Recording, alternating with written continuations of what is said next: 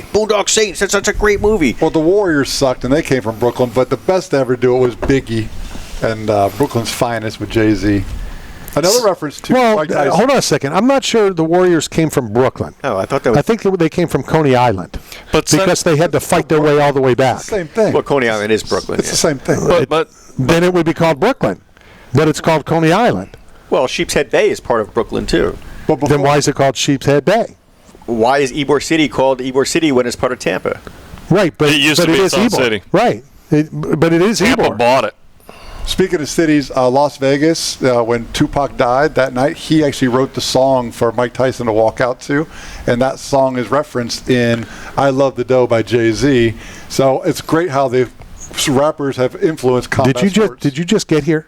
I did. Or have you been here the last 3 hours? I've been here the last. When he said that already before, Yeah. right? Yeah, you did say that earlier. I did? I talked about the Tyson thing. You said that earlier. Damn it.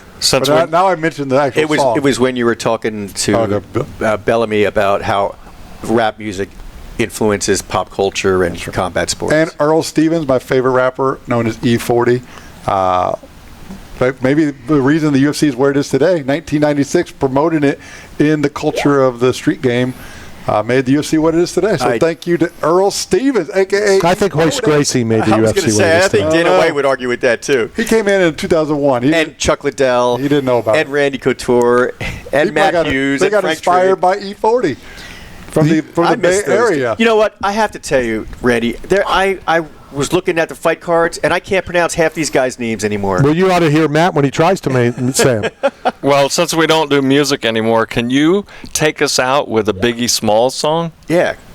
Well, wouldn't it be? Hold on. It would still be the same thing, you knucklehead. Yeah, what do you mean? You can't license it. If he sings it or whoever you just said sings it, it's the same thing. Well, Biggie won't sing it. When he sings it, is it going to sound like music? If it's not music, it's not music. It's still copyright. Well, it's all in the frequency. Yeah. Kenneth. Hi, I want to thank everybody for tuning in. More details on the TV show next week. Tickets to the Tampa Bay convention, comic convention as well. See everybody next week. Good job, fellas. This is Trent Dilfer, and you're talking sports with